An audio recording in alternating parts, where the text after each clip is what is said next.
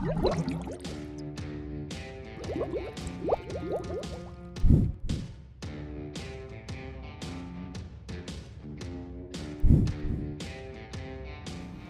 adik-adik, selamat hari Minggu. Sebelum memulai ibadah, kakak ada beberapa pengumuman. Yang pertama, untuk persembahan, adik-adik dapat berikan kepada orang tua dan dapat dibawa ke gereja setiap hari pada pukul 9 sampai 12 siang dan dimasukkan ke kotak persembahan yang sudah disediakan.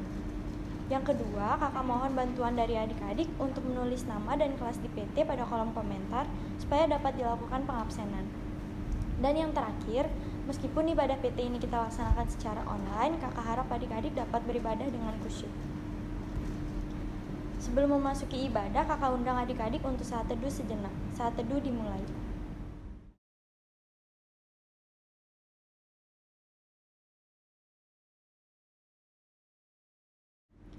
Saat teduh selesai, adik-adik kakak undang untuk berdiri untuk memasuki nyanyian pembuka yang terambil dari Kidung Jemaat 3, Kami Puji dengan Riang.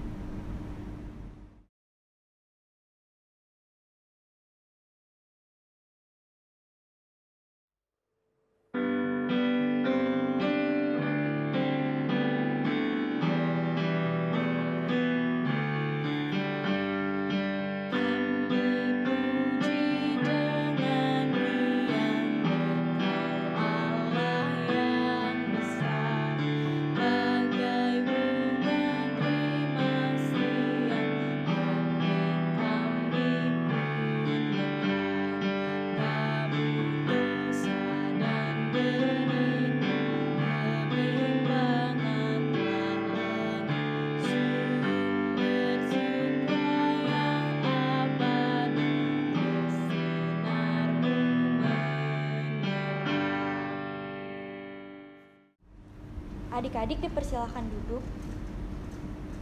Mari kita satu di dalam doa, kita berdoa. Tuhan Yesus, terima kasih banyak ya Tuhan atas berkat yang telah Engkau berikan, khususnya seminggu yang boleh kami lewati ini ya Tuhan.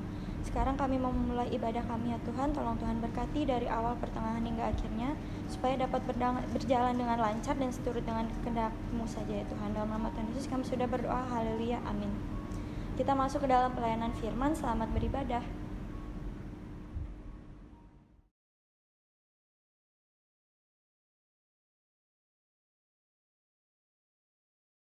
Adik-adik, selamat hari Minggu. Sebelum kita memulai ibadah kita hari ini, mari kita bersatu di dalam doa.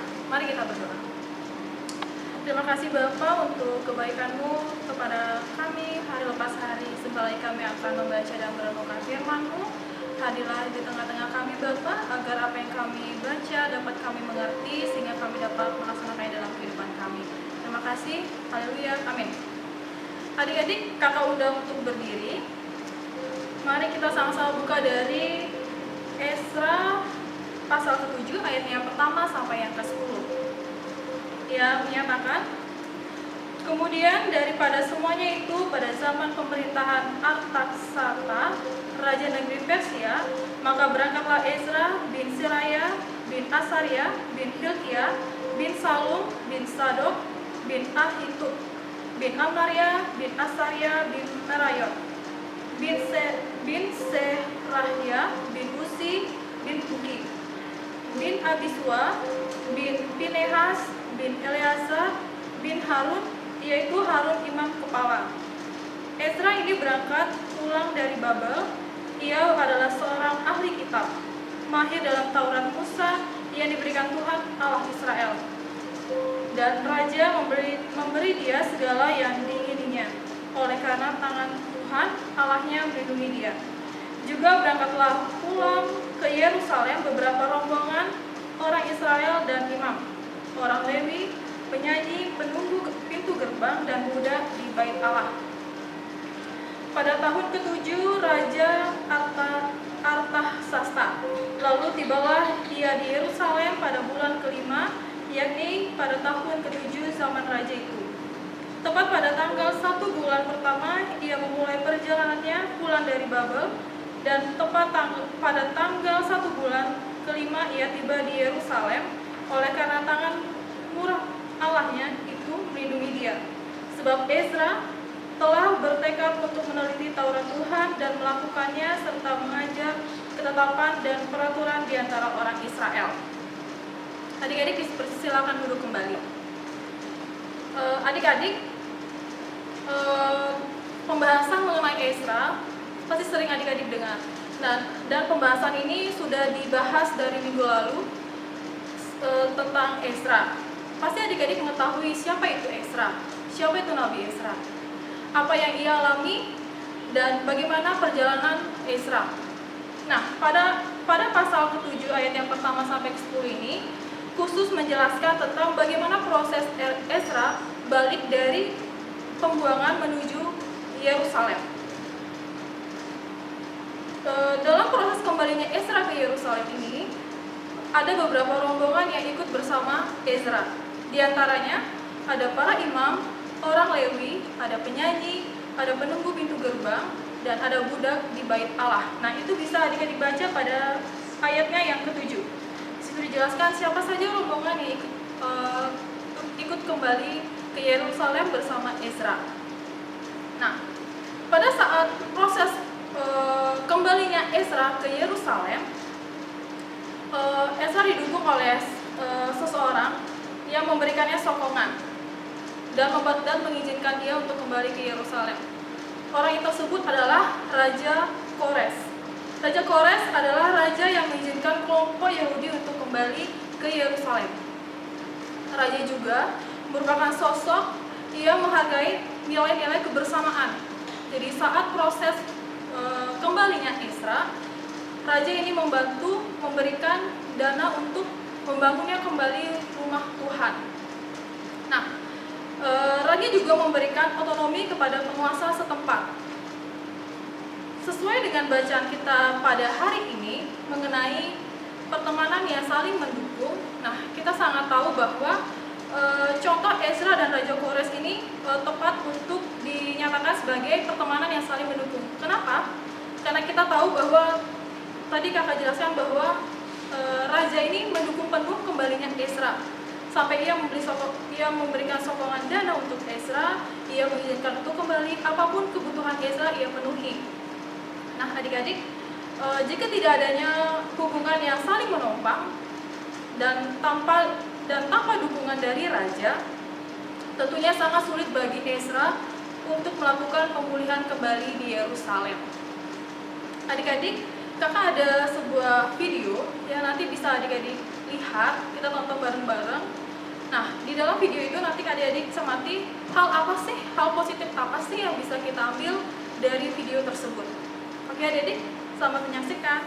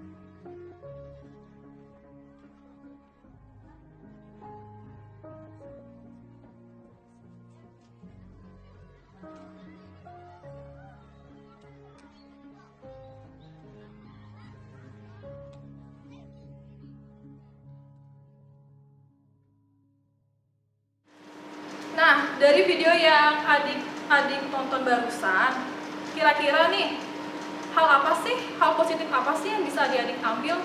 Adik-adik bisa bantu kakak untuk komen di kolom komentar sambil adik-adik absen ya. Nah, sambil adik-adik berpikir hal positif apa yang bisa adik-adik ambil, kakak mau menjelaskan sedikit. Dari video tersebut, kakak mengambil beberapa hal positif yang bisa kita pelajari. Tadi kita lihat bahwa di dalam video seorang anak kecil ketika jam makan siang dia membawa kotak nasi. Nah, di dalam kotak itu ketika dia membuka, dalamnya itu kosong.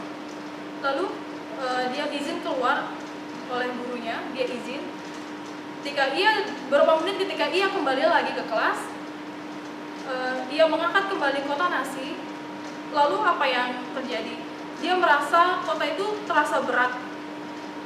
Lalu dengan rasa penasaran dia membukanya. Lalu gimana ekspresi wajahnya? Dia terkaget dan bahagia. Ternyata kota nasi yang dia bawa yang tidak ada isinya itu seketika penuh. Ada roti, ada buah di dalamnya.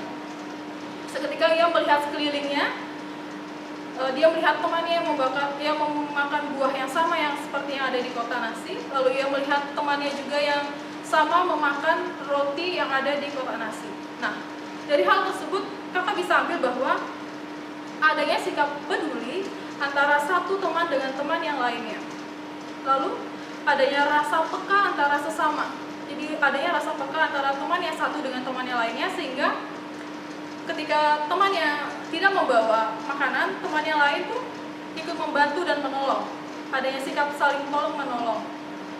Lalu mereka saling memperhatikan antara teman-temannya, dan yang pasti mereka tidak membeda-bedakan.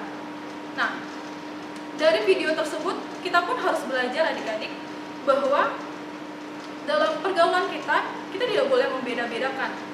Dalam pergaulan kita pun kita harus selalu peka dan saling menolong. Di dalam pergaulan kita yang luas ini, kita harus berbaur dengan perbedaan. Baik itu perbedaan agama, ras, bahasa, warna kulit. Kita harus mampu untuk tetap bergaul dengan yang lainnya di dalam perbedaan yang ada. Namun, tidak lupa ya adik-adik, walaupun kita hidup di dalam pergaulan yang luas, kita juga harus mampu menempatkan diri kita dalam pertemanan yang baik. Pertemanan yang bisa saling mendukung seperti Raja dan Ezra, di mana mereka saling mendukung. Nah, jika kita telah berada dalam lingkungan pertemanan yang mendukung, pasti kita akan saling menghormati, kita akan saling menasehati, kita juga akan saling percaya dan jujur. Di dalam ruang lingkup yang saling mendukung, pasti kita akan mampu untuk menegur satu sama lain. Dan ingat, kita menegurnya dengan kasih.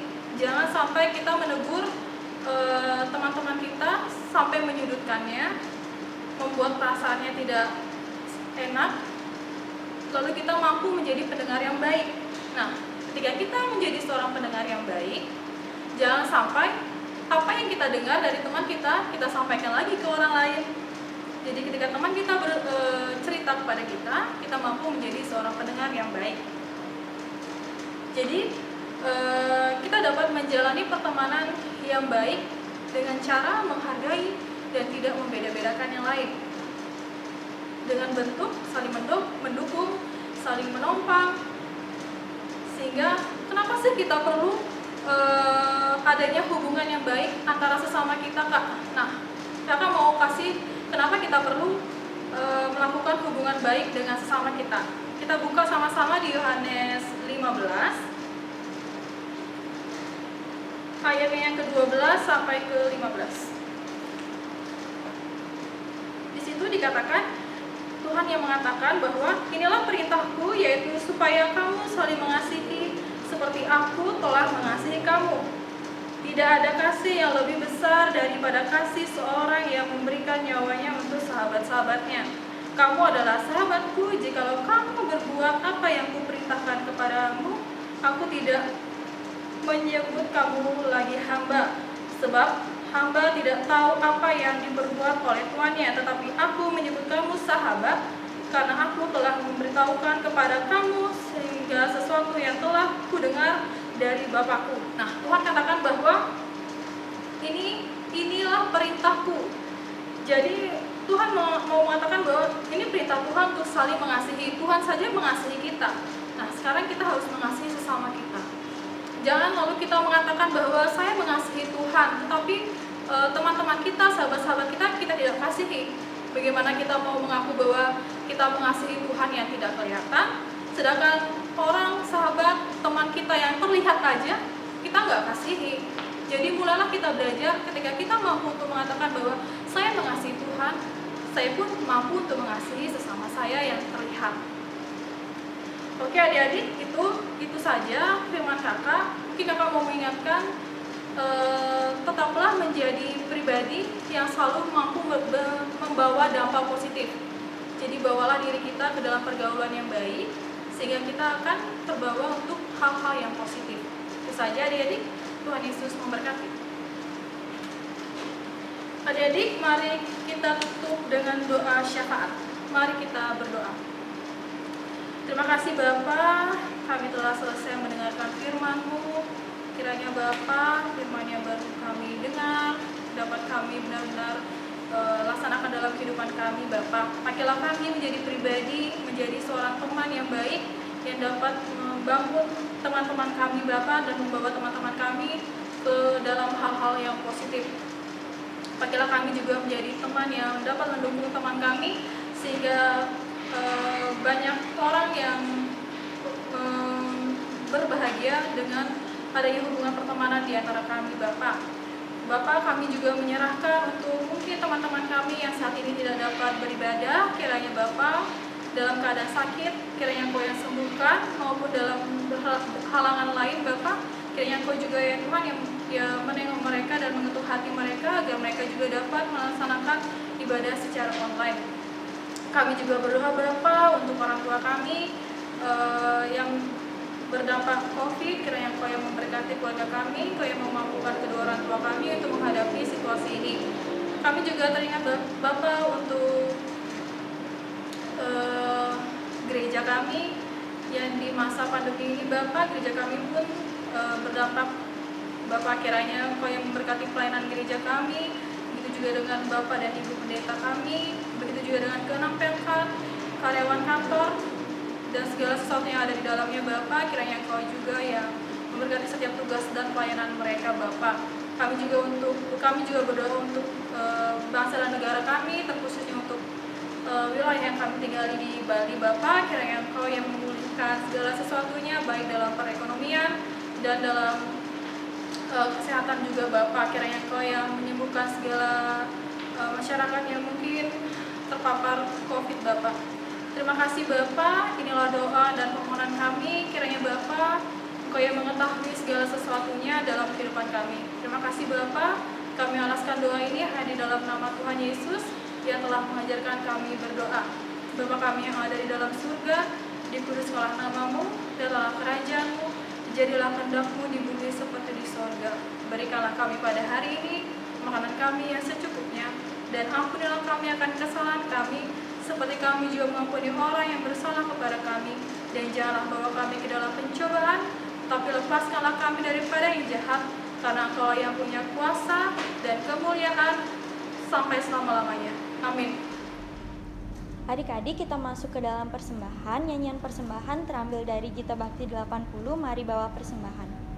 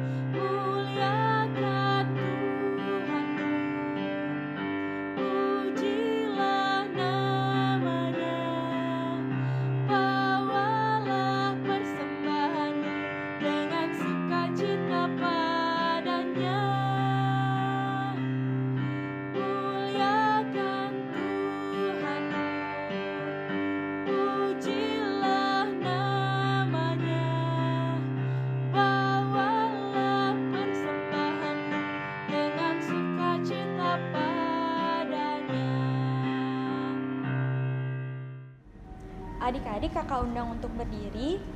Untuk memasuki doa persembahan, mari kita berdoa. Tuhan Yesus, terima kasih banyak ya Tuhan atas berkat yang telah Kau memberikan. Sekarang kami sudah mengumpulkan persembahan yang kami dapat daripada-Mu juga ya Tuhan. Tolong Tuhan berkati persembahan ini supaya dapat berguna bagi pelayanan-Mu, khususnya dalam PLK PT ini juga ya Tuhan. Dalam nama Tuhan Yesus kami sudah berdoa, haleluya, amin. Adik-adik tetap berdiri. Kita bernyanyi nyanyian penutup yang terambil dari Kidung Jemaat 7, Tuhanku Bila Hati Kawanku.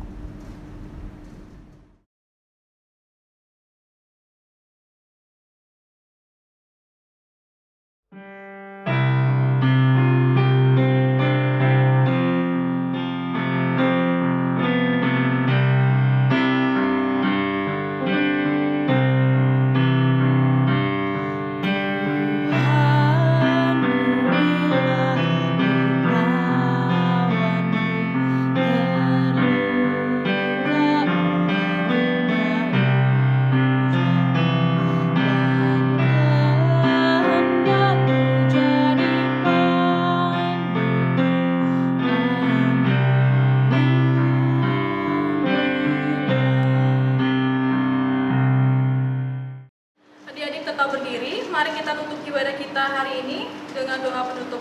Mari kita berdoa. Bapa, kami telah selesai melaksanakan ibadah kami hari ini. Terima kasih Bapa untuk penyertaan-Mu dari awal, pertengahan hingga akhir. Kiranya Bapa Kau mampukan kami untuk menjadi anak-anak-Mu yang berada dalam lingkungan yang baik dan menjadi pribadi yang selalu dapat mendukung teman-teman kami Bapa. Berkatilah kami juga dalam aktivitas kami sehari-hari ya Tuhan. Terima kasih Bapa, dalam pengasihan-Mu kami berdoa dan mengucap syukur. Haleluya, amin.